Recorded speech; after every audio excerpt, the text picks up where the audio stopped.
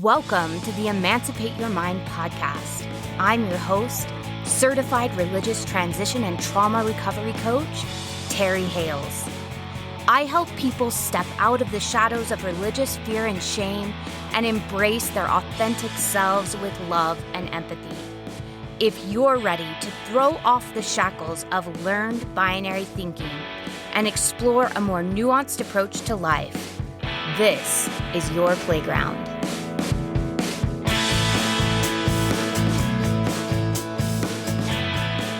I know what I want to do.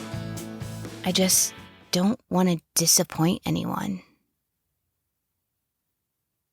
Those were the words I heard come out of my mouth as I sat in my therapist's office trying to work through clinical depression, trying to make the changes I would need to make in my life so I could be mentally and emotionally healthy. I instinctively knew I needed to say no more often. I needed boundaries, although I didn't know they were called boundaries. I even knew instinctively what I needed to remove from my list of responsibilities. I knew the things I hated and didn't want to do anymore. I knew what was draining me. I knew what I was complaining about to my husband every night. I knew these things. But I was terrified that someone would be disappointed in the process. Can you relate? This week's episode of the Emancipate Your Mind podcast is about the fear of disappointing others. And the longer I coach people through religious transition and through religious trauma, the more convinced I am this is a universal experience, whether you're 20 or 80.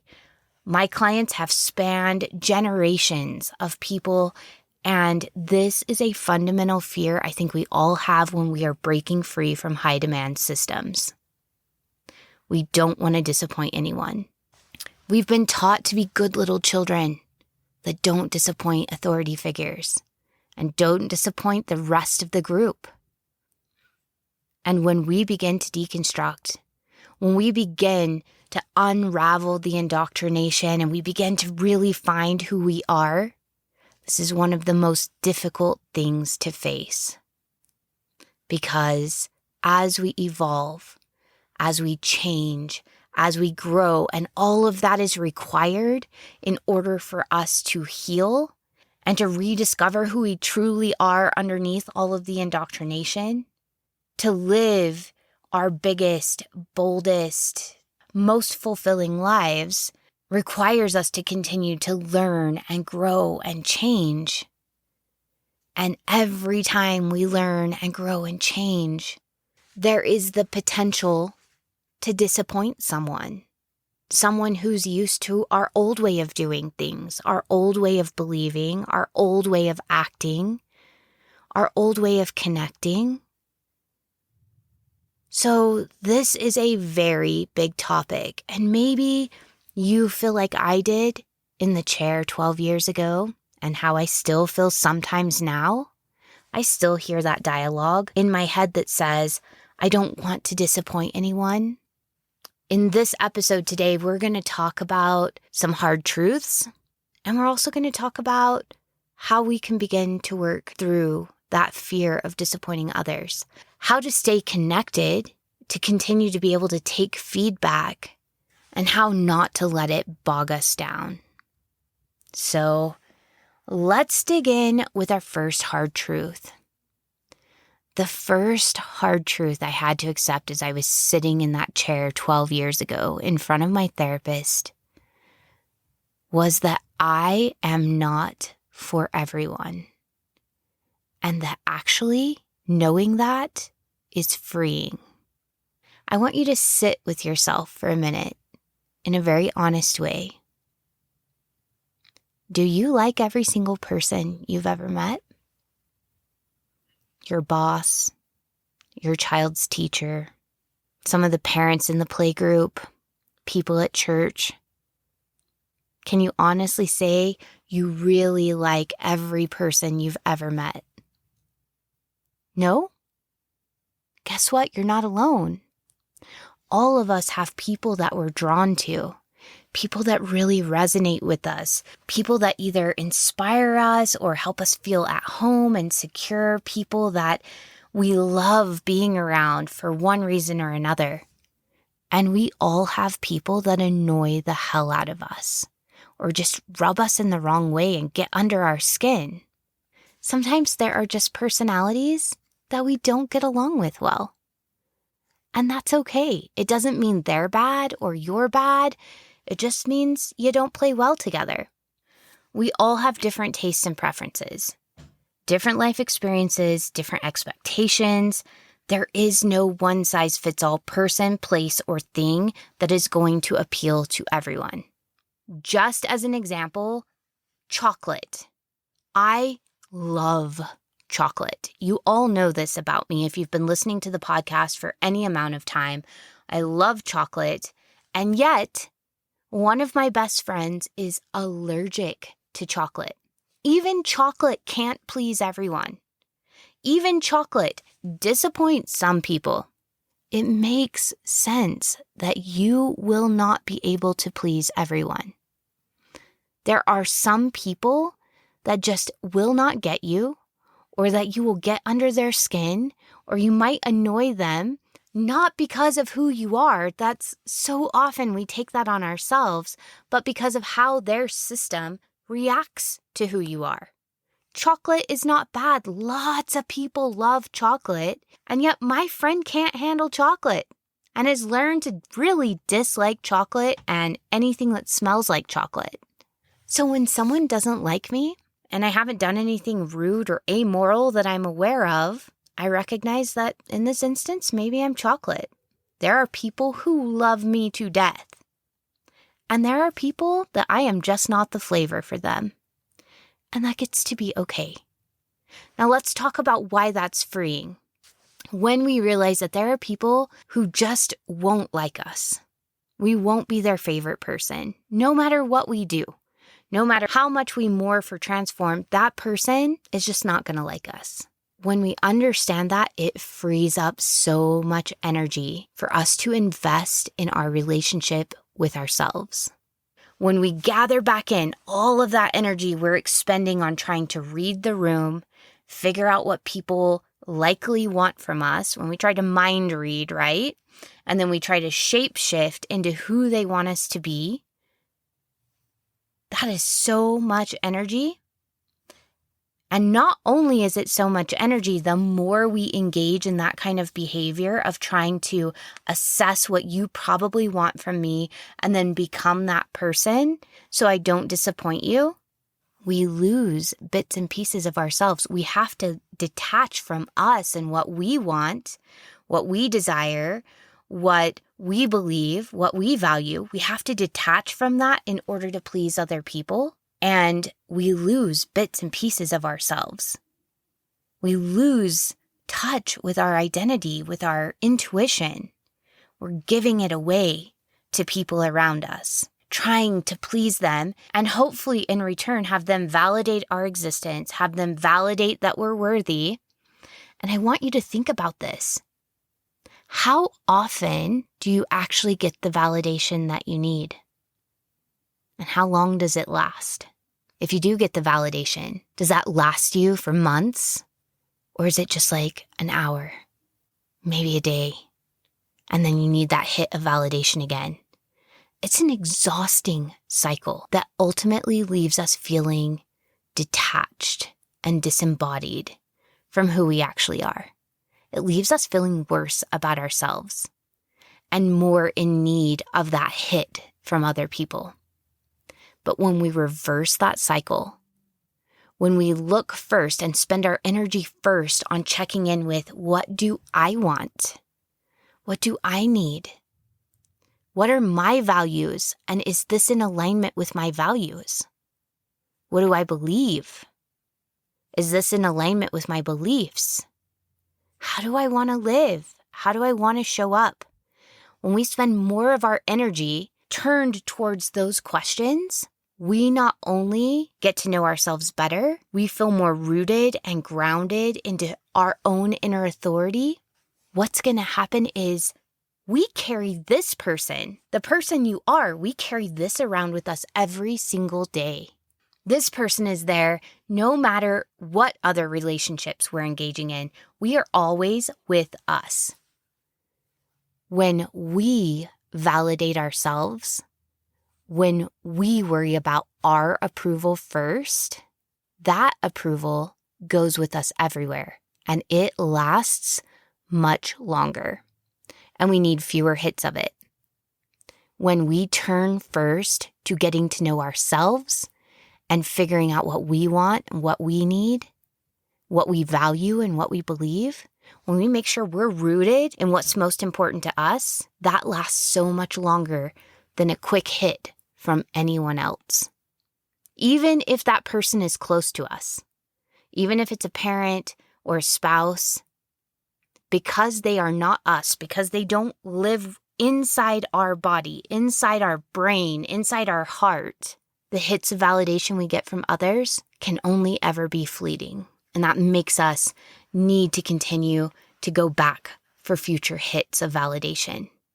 So when we understand that there are going to be some people who don't like us no matter what, and when we understand that we can't please everybody, it frees up energy for us to look inward and really root into living by our own moral compass, living by our own inner authority, validating ourselves, making sure that we like who we are, that we have our own approval.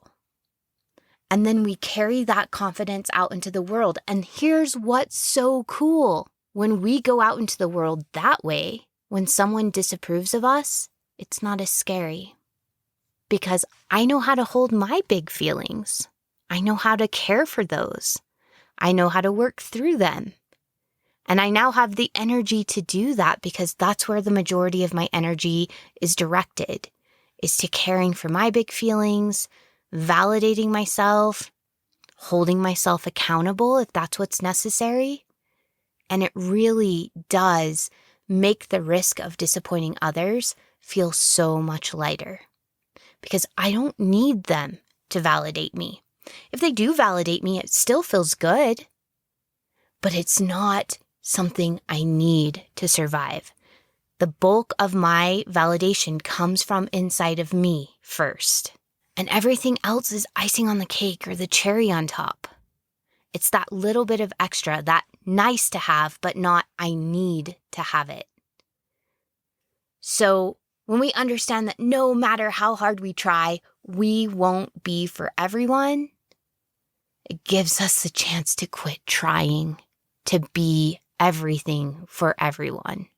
And that allows us to really root into our own sense of worthiness that we will carry everywhere, including into our relationships with others. And it's just going to make the relationships with those who want to be in our lives so much more healthy and secure. The second hard truth I had to accept sitting in that chair was that there is no way to live without disappointing someone. And I don't even just mean like living happily. I mean, there is no way to live at all without disappointing someone. Now, let me explain what I mean. There are a couple of different options I myself have lived. The first option was the path of the chameleon or the shapeshifter. So if you choose this quite anguishing path, you're always trying to figure out which version of you each person you meet would like best so that you can present yourself that way. And you end up detaching from and disappointing yourself when you do this. If I have to be a different person and I have to worry about pleasing you, think about how often we disappoint ourselves. Like, just take a moment, pause if you need to. When was the last time you shapeshifted or became a chameleon or lived in such a way to make other people like you, or at least not be disappointed with you, right? Where you felt like you were letting yourself down, living that way, or being that way. Just give yourself a minute to think about it. What did that feel like for you? And did that feeling go with you long after the encounter was over? Those are times to get curious with yourself. Why do I feel like it's okay to disappoint me? What am I telling myself? What am I hoping will happen? What outcome am I trying to get? Now, the crazy thing is the more we shapeshift, not only do we disappoint ourselves, we also end up disappointing the people in our life who crave real intimacy with us. So this approach of being the chameleon or the shapeshifter works really well with acquaintances and people that we're meeting for the first time, because there's that certain amount of distance. People don't really know us. It's that first impression thing. But the closer we get to people, the more this approach will become problematic because we can't get vulnerable with others. It might even lead us to cut off relationships before people can get too close so that they can't see the cracks in our facade. One of the problems with being a shapeshifter is also sometimes you forget which version of yourself you're supposed to be with each person. And it becomes especially problematic whenever you are a different version of yourself with two different people. Have any of you ever been in that uncomfortable position? This would often happen when my worlds would collide. You know, you might have friends from a secular part of your life and then like friends from a religious part of your life. And if you are a chameleon, when those friend groups meet and you're in the middle, you can feel like you don't know who to be because you're usually this one kind of person with your church friends and you're usually this other kind of person with your secular friends. And it feels like you're being pulled in two different directions because you are two different people and you're not sure which one is you. So you might find yourself just feeling really confused or like you don't know who to be in that situation. So this can be confusing for our friends and it can be confusing for our parents and for us. It's confusing for everyone involved. But what it does do is it leaves those that are close to us feeling like they don't know us at all. And it leaves us feeling vulnerable, like we've just exposed a part of ourselves that we don't want other people to see. And so we can have a tendency when we're shapeshifters or chameleons of really disappointing others by breaking off relationships because we feel too exposed. We feel like people are going to be able to see the cracks in our facade, so we break up with them before they can break up with us. So just know if you're a shapeshifter, that sometimes relationships get really difficult because you may find yourself morphing into different people and you might feel unsafe letting people get too close to see the inner landscape. And you might not even know what your inner landscape is anymore because you're so disembodied. So that's the first option for disappointing someone. Like if you choose to try to please everybody else, you usually end up disappointing yourself. Now, the second path is a path that I've started living more recently, which is the path of living true to myself. On this path, I choose to live in a way that I don't disappoint myself, and I live by my own standards and my own values, but that also means that sometimes other people will be disappointed. My values, my standards are going to be different from other people's, so I'm not always going to meet other people's expectations. Understand that someone is going to be disappointed.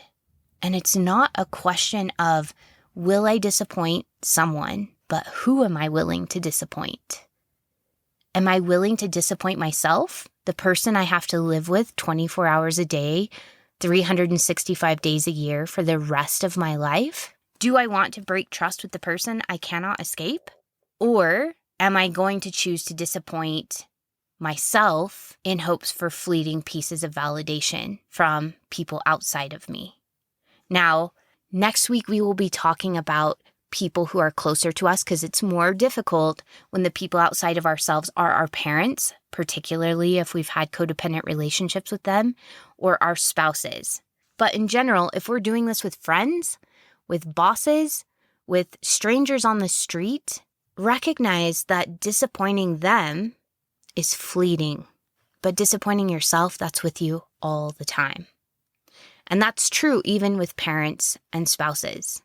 Your parents nor your spouse is with you 24/7 now that you're an adult. They may be a regular part of your life, which is what makes disappointing them more difficult, but you are with yourself constantly. And when we disappoint ourselves, that's also part of the reason we disembody, because living with that disappointment, it feels pretty terrible inside of ourselves. So we find ways to numb. We find ways to detach from those feelings of pain so that we don't have to live with them. So understand our big choices. There will be people who are disappointed, but we have to choose who we're willing to disappoint. All right, the third hard truth is being yourself, even when it disappoints others, is actually more likely to give you the acceptance you actually crave underneath all the people pleasing. So think about why we people please. We try not to disappoint others because we want them to accept us. We want them to validate us. We want them to love us, right?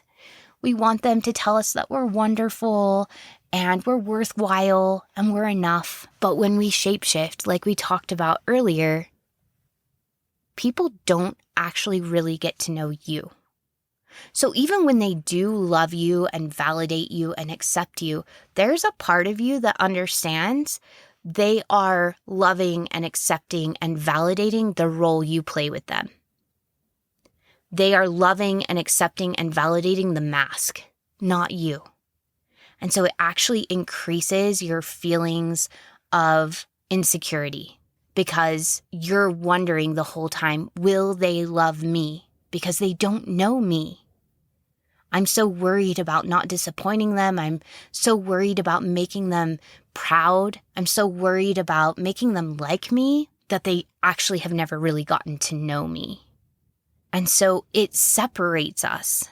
It makes us feel more alone and less accepted whenever we try so hard not to disappoint others, when we try so hard to be liked. Now contrast that to living true to yourself. Listening to your own inner wisdom, making choices that won't disappoint you.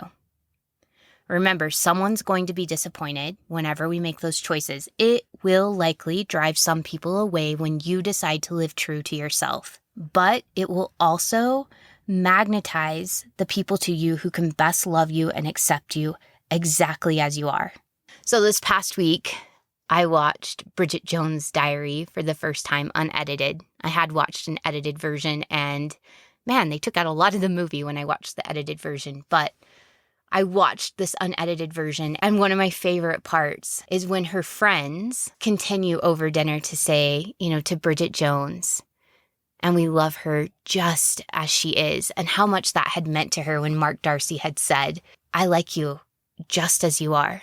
And her friend was like, what? Not younger or thinner, or he loved her just as she was, and how much that meant, like how meaningful it was to be able to be all of yourself, the good and the ridiculous, the quirky, the crazy, the forgetful, the fun.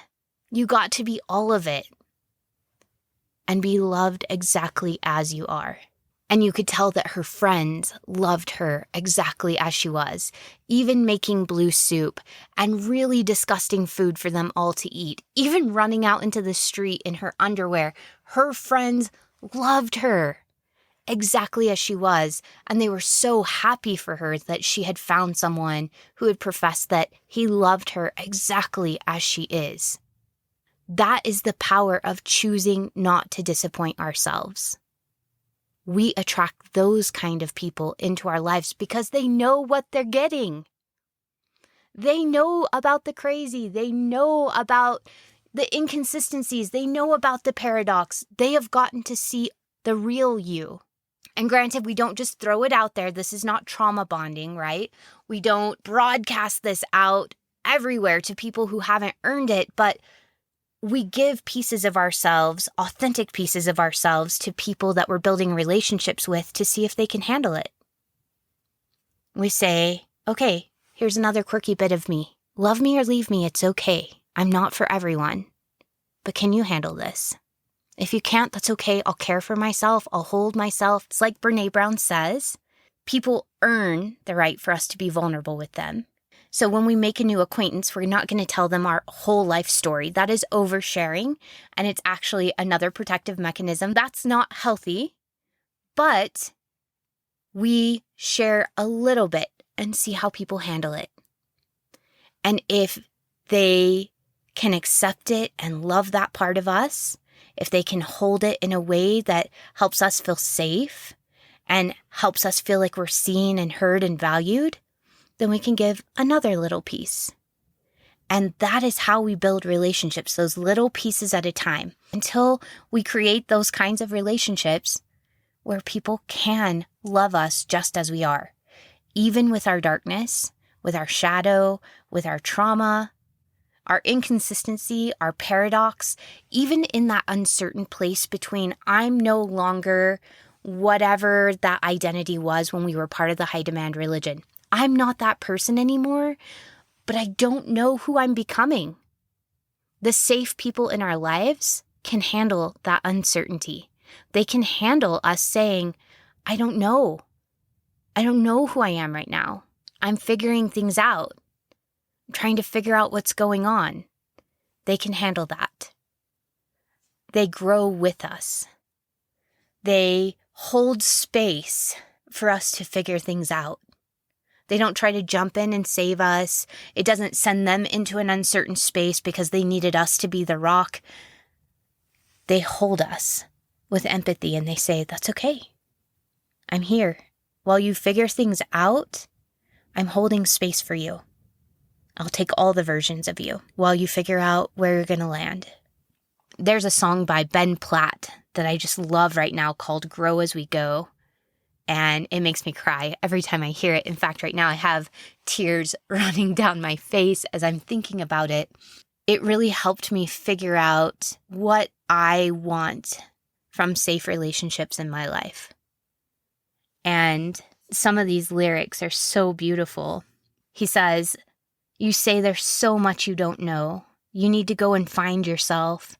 You say you'd rather be alone because you think you won't find it tied to someone else.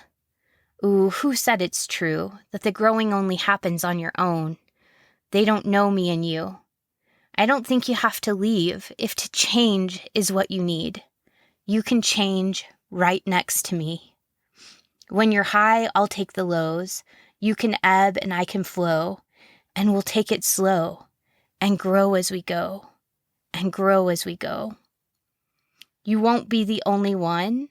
I am unfinished. I've got so much left to learn. I don't know. Sorry, I'm crying. I don't know how this river runs, but I'd like the company through every twist and turn. You don't ever have to leave if to change is what you need. You can change right next to me.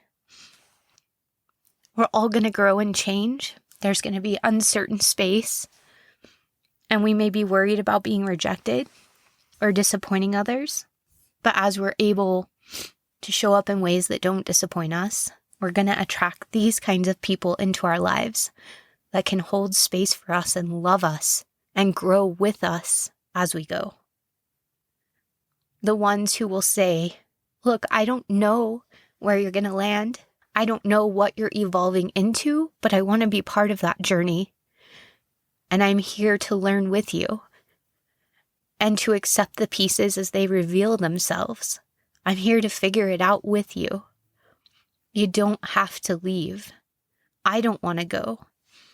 We'll grow together and we'll figure out what's healthy for both of us. I just want to know you. And I want you to know me. I want safe space for both of us to evolve. It was just such a beautiful example to me of secure attachment, that we can be uncertain, we can grow, we can change. And because I'm not here to control you and you're not here to control me, I'm just here to get to know you and to learn as much as I can about you. I just want good things for you. I want you to be happy, and I want to be a part of that happiness. I want to celebrate with you, and I want to mourn with you. It's just beautiful to me. Now I'm like a big, wet mess over here. Oh my gosh, I wasn't even planning on sharing that song, but it's one that's allowed me to move a lot of deep wounds. I move to it, I play it, and I sway to it, and I cry to it. I hold my heart, and I comfort my inner child to it, and I reparent myself to that song, because that's what I want. It's what I desire for myself. It's what my husband has given to me.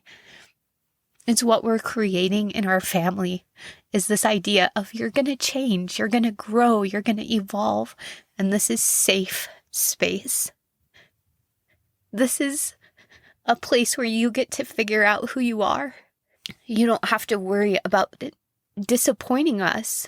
We just want you to discover what feels good to you, and we want to celebrate that with you. And if we ever feel disappointed, because sometimes we will, right? Sometimes our expectations are not met. We're going to care for that. Our disappointment is ours to care for. And if it's affecting our relationship in some way, we can sit together and come to a place where we understand each other, where we both feel safe. I'm telling you, find yourself a song that expresses what you're wanting to create and allow yourself to move to it and to grieve with it and to hold yourself through it and to reparent your child. Listen to it over and over again. It works like an affirmation. Ben Platt, if you ever hear this, just know I just want to hug you, because first of all, I think you're adorable. But second of all, you've spoken to this piece of me that is still healing, that is having to grieve the decades where it didn't feel safe to just show up as me or to freely discover how to live in a way where I didn't disappoint myself. I can't recommend that song enough. It's called Grow As We Go by Ben Platt. It's amazing. And if you ever watch the music video, oh my gosh, so good. So good. So just know that as we learn to live authentically, as we learn to root into our own values and standards for making choices, as we learn to be true to ourselves, yeah, there are going to be people who will be disappointed, but we will magnetize people to us that can love us fiercely as we are. And that is going to feed our self-worth so much deeper than any of the fleeting praise we might get from people who only know our facade. There's a Glennon Doyle quote I put on my Instagram this past week, and it's from her book Untamed, which I also love. Mine is fully marked up. I just got her workbook this past Christmas, and I've been working through that as well. Glennon is another person that really speaks deeply to me. She says, "I just told myself I am a grown-ass woman, and I know what I want, and I do what I want. Those who disapprove will come around or quit coming around. Either way, lovely." I want you to know that not only do we get more of that deeply nourishing love and validation from ourselves first, but then people that we really feel safe with second. But we also create greater peace in our life, because the people who can't handle us will sort themselves out. They're either going to figure out, oh my gosh, I miss this person in my life, and I've got to sort my crap out so that I can be a part of their life again. They're either going to come around, or they're going to decide that they can't come around anymore. And it's going to relieve you of that anguish of having them in your life, but demanding that you be different. And that is going to create more peace after the grieving. Because if this is a person you were close to, you'll have to grieve first. But then after, it creates more peace. And remember, as we're diverting more of our energy away from trying to please other people and towards really getting to know ourselves and validating ourselves, we can better hold our grief. Our grief doesn't feel as overwhelming because we know we can handle it. We are better able to identify our emotions and care for our emotions. Now, I want to be clear. I am not proposing what many people out there in the social media world are proposing, which is, I don't care what other people think of me. I actually don't think that that's healthy, to completely quit caring what other people think of us. Brené Brown says, when we stop caring what people think, we lose our capacity for connection. When we become defined by what people think, we lose our willingness to be vulnerable. If we dismiss all the criticism, we lose out on important feedback. But if we subject ourselves to the hatefulness, our spirit gets crushed. It's a tightrope. Shame resilience is the balance bar, and the safety net below is the one or two people in our lives who can help us reality check the criticism and cynicism. This is from her book, Daring Greatly. It was one of the first books I read after I was sitting in that chair 12 years ago. Because there was a big part of me that just wanted to say, fine, I don't care what people think anymore. And I went from a place of anxious attachment, of codependency, of caring what everyone thought, of people-pleasing, of perfecting, and I almost pendulum swung to the other side. I wanted to so badly go into avoidant behavior where I just shut everyone out, where I don't care what you think. The problem is when we pendulum swing from this place where we're caring what everyone thinks and we're trying really hard not to disappoint anyone and we're really codependent. I'm going to do everything I can to please you, and in return, you're going to validate me. You're going to tell me I'm enough. You're going to accept me, and you're going to love me. That's codependence. It's an anxious attachment sort of way of being in relationships. But we want sometimes, and we have this urge to pendulum swing to the opposite, which is avoidant attachment, where we don't let anyone in. We don't need people. They can just go take a hike. And we have a tendency to put up big walls around us and not let anyone in. And I see a lot of that out in the social media world of, quit caring what other people think. But when we do that, we actually lose out on important feedback that can help us grow. So Kevin and I were talking about this earlier, and like all things, I see this on a spectrum. It's a spectrum between opening ourselves up to the opinions of others, the experience of others, the way they see things. That's what we want our parents to do, right? That's what we want our congregations to do. We want them to open up to our experience. We want them to hear our side of the story. We want them to be open to our feedback because we want relationships with them. And the only way we can have a relationship is if both parties feel seen, heard, and validated, right? So in order for us to connect, in order for us to be able to be vulnerable with each other, we have to be open to being able to share. But on the other side of the spectrum, we also need to be boundaried. I need to know what is me and what is you. What is my part that I can be accountable for? And what is your part that you must be accountable for? When I say accountable, I mean, often in codependency, we feel like we can control other people's emotions or that we're responsible for fixing other people's emotions. Other people's emotions, their beliefs, the lens that they view the world through, that is 100% their responsibility. My responsibility is my emotions, my assumptions, my expectations, and my behavior. I am 100% responsible for that.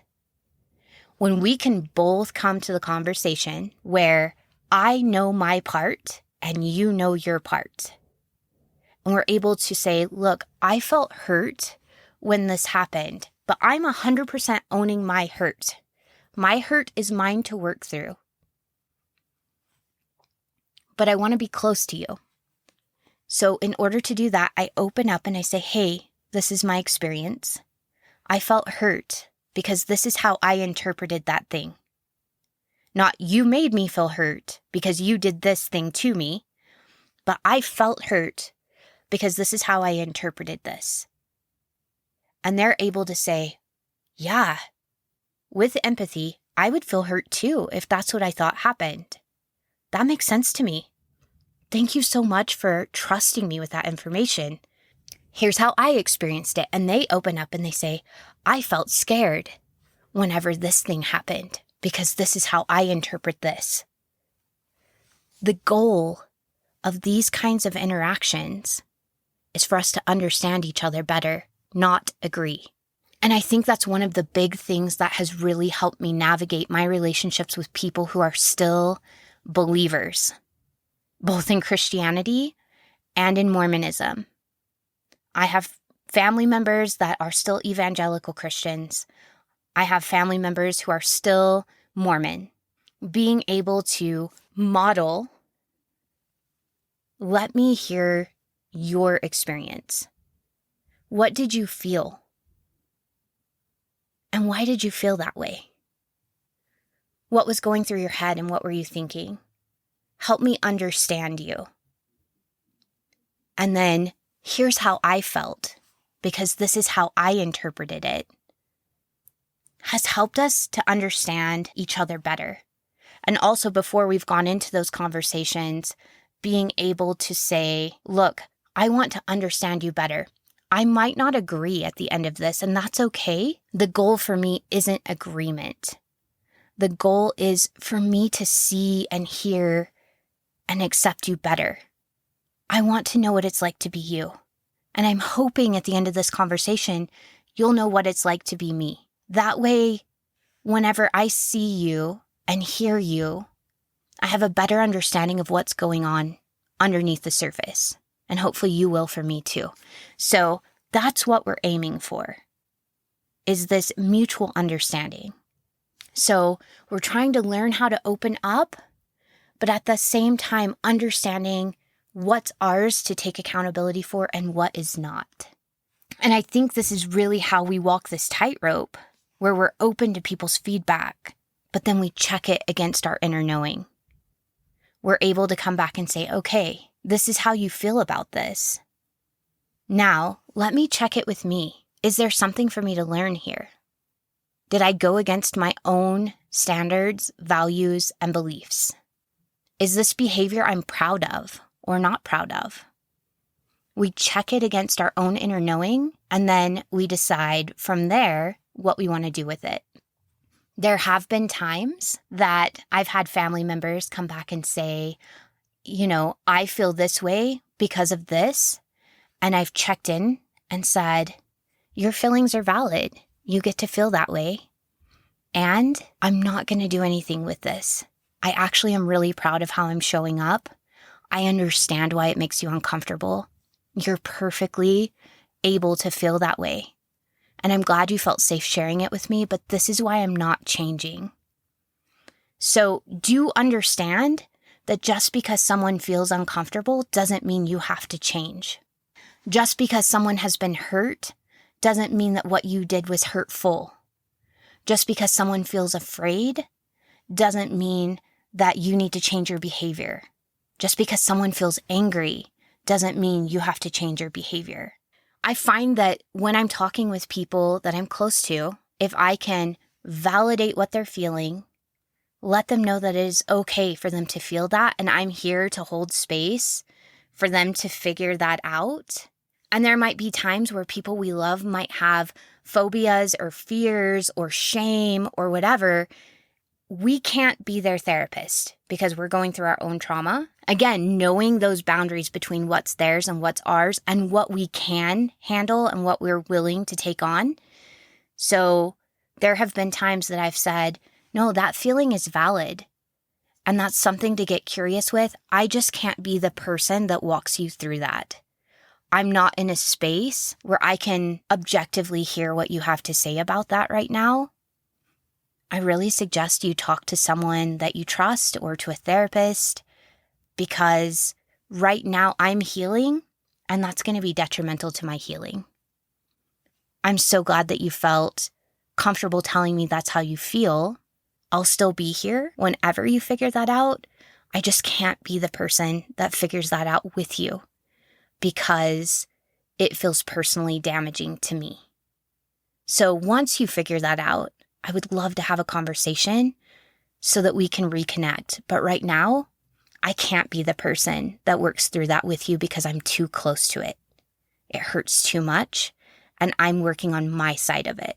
Letting people know, I want you in my life And I can't be the person that helps you heal this part because it hurts too much for me. And that's going to be the case for a lot of our wounds that have to do with religious trauma. When we have family members that are in, they're going to need an objective third party where they can say exactly what they mean, exactly what they feel. I mean, I've done some primal screaming about things that have happened in my family of origin that would not have been appropriate for me to take to my mother. That would not have been appropriate for me to take to my grandparents, to just sit there and scream at them. That would not have been healthy for them. I needed to take that to a third party who walked me through it and allowed me to kind of scream out some of this trauma. And once I worked through some of my rage, some of my anger, some of my grief, I was able to objectively meet up with people in my life and constructively work through things because I had already cared for my emotions in that way. So just know where your boundaries are. What can you take on? What would be healthy for you? And what is something they need to work out on their own with a third party? In healthy relationships, we take 100% responsibility for our 50% of the relationship. We know where our boundaries are. We know what is ours to care for and what is theirs to care for. And it's going to be a little bit of a learning curve for those of us coming from codependent relationships because we're learning new skills. We're going to make mistakes. So it's just about catching those parts where maybe we did cross our boundaries, getting curious with it, reworking some things, and then trying again. So before we end this podcast, I don't want to just leave us with this. I want to talk about what we can do to start moving forward with healing. And this comes from Nick Wignall, which you will recognize his name from my podcast on perfectionism. He is an incredible psychologist. He talks about the fear of disappointing others, or FODO, a lot like FOMO, the fear of missing out. He says the only way to get over the fear of disappointing others is just like any other fear. You have to face it repeatedly and willingly. The only way to prove to your brain that the thing it's terrified of isn't actually dangerous is to expose yourself to it and all the fear that comes along with it. You want to get over your fear of disappointing others? You have to be willing to do the thing that might lead them to feeling disappointed. And so he then goes into 5 steps on how to do this. The first one is to count the costs. What is the cost of trying to be all things to all people or never saying no? And I want you to remember, someone is going to be disappointed. Whether it's them or you, someone is going to be disappointed. You are someone. What are the emotional costs to your fear of disappointing others and continuing to avoid facing that fear? I want you to think down the road. If you have something on your mind that you're wanting to do, but you're afraid of disappointing others, think down the road 5 years, 10 years, 50 years. How will that affect you if you continue to please others versus pleasing yourself? How is that going to affect you if you don't do the thing that you're thinking about doing? How is that going to affect you mentally, emotionally, even physically, because the body keeps the score? What might happen? Sometimes I think we put other people first because we think down the road it's going to get better. And then we start getting really resentful and angry when it doesn't get better. That's part of the reason I think that when we're in our childhood, pleasing others doesn't feel like such a big deal. It didn't feel as traumatic. It gets a little more traumatic in our 20s, a little bit more in our 30s. Some of my clients that are in their 60s and 70s are asking, why is this such a big deal? Why am I so upset about this? Well, it's because when you were in your 20s, you had all this life ahead of you and you were hoping it would get better. But now you're in your 60s and 70s and you're still trying to please your 80, 90-year-old parents. Yeah, of course you're upset because you don't see it getting better, ever. Something has to change. So think of yourself. If I keep doing what I'm doing and I make it all the way to the end of my life, how is that going to have affected me? If I even let it go on for another year, how is that going to affect me?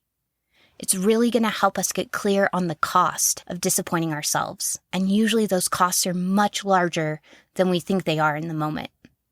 When we allow ourselves to really take into account if this cumulatively goes on for another year or a lifetime, how big that cost is.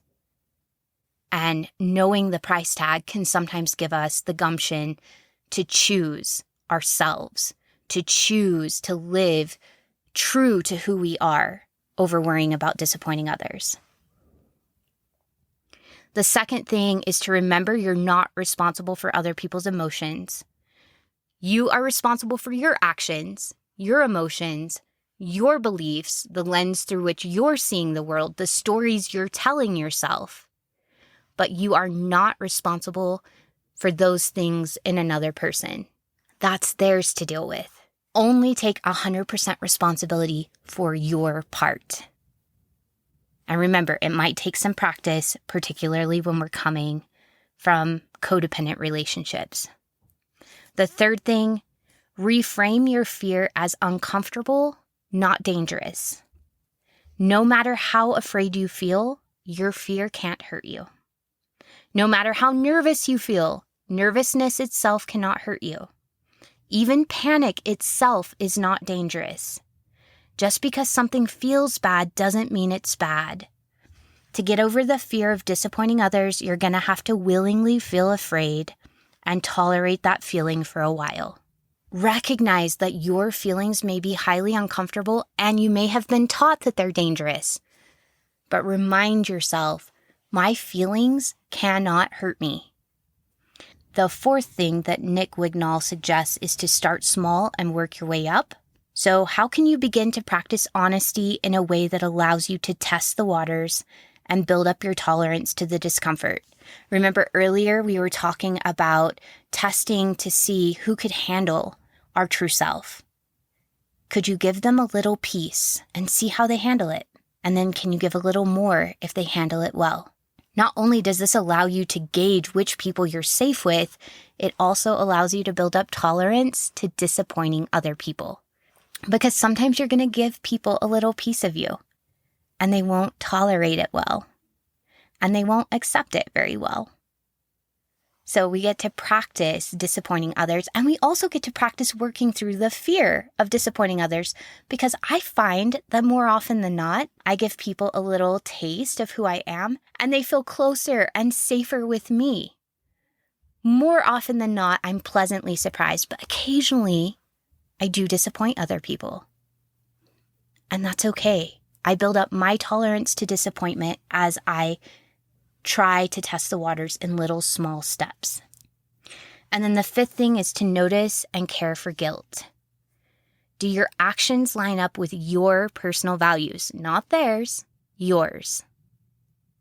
If so, then your feelings of guilt are coming from subconscious codependent programming, not from your personal moral compass. Get curious about what subconscious beliefs are dictating the guilt. If you are living in alignment with your current values, if you're not causing harm, if you're showing up in a way that feels good to you, get curious about the guilt. My guess is that there's some codependent beliefs underneath there about your responsibility to care for other people's feelings or to fill up somebody else's sense of self-worth. And remember, someone else's self-worth is not your responsibility. You have a responsibility not to purposely tear down someone else's self-worth. You have a responsibility not to purposefully shame someone. You have a responsibility to treat people humanely, but you are not responsible for making someone else feel worthy about themselves. That is not your responsibility. As we wrap up, my challenge for you this week is to consider the cost. It was one of the most helpful things I did as I was learning to start living more in alignment with my own values and worrying less about disappointing others. What will this cost me over the next year, 10 years, or a lifetime? If I choose not to disappoint others at the expense of myself, what are going to be the mental costs, the emotional costs, and possibly the physical costs. And then go over to the Emancipate Yourself Facebook group. There's a Facebook post where you don't have to talk about what your decision is or what the cost is going to be, but on a scale of 1 to 10, tell me how great the cost is going to be for you. And if you have any insights about how that's changed the way you look at things, we would love to hear those as well.